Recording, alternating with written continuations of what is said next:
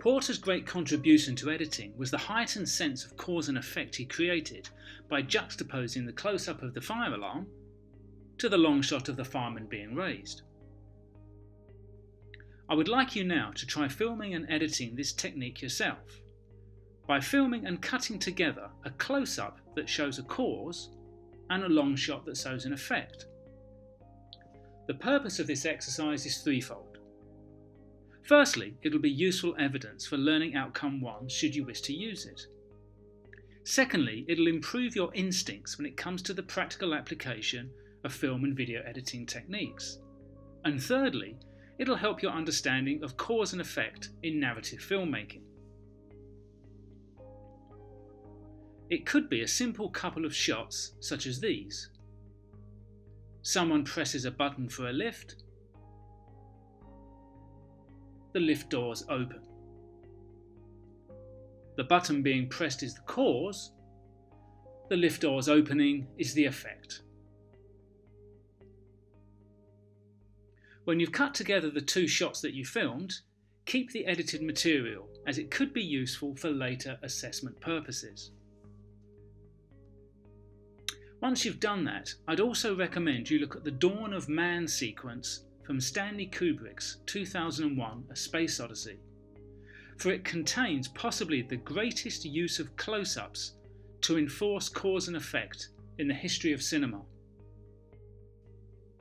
In the opening sequence, early man is scavenging for food and leading a bleak existence.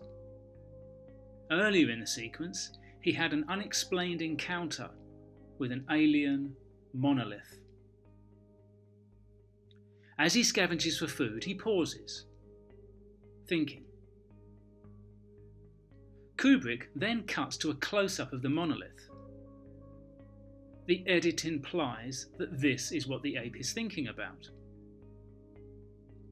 From the monolith, we then cut to a long shot of the ape picking up a bone and then smashing it into the skeleton of an animal in front of him. As an audience, we don't know exactly what the monolith is, but the edit between the two shots tells us that it planted the idea in the ape's mind to pick up a bone and use it as a tool. Film editing is used to extraordinarily powerful effect here. Kubrick uses the close-up of the monolith and the long shot of the ape picking up the bone to suggest a powerful sense of cause and effect. We may not know what the monolith was, but we know what it caused. It caused the evolutionary leap from ape to man, signified here by man's use of tools and transition from crouching to standing. When you're gathering your evidence for learning outcome 1, it's always good to balance techniques from early cinema with those techniques used in more modern cinema.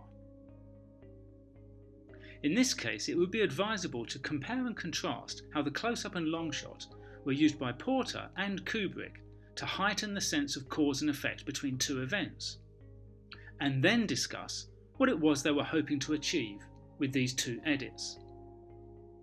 It's also worth keeping ready some screen grabs of your own shooting and editing task to help with your assessment evidence. Thanks for listening.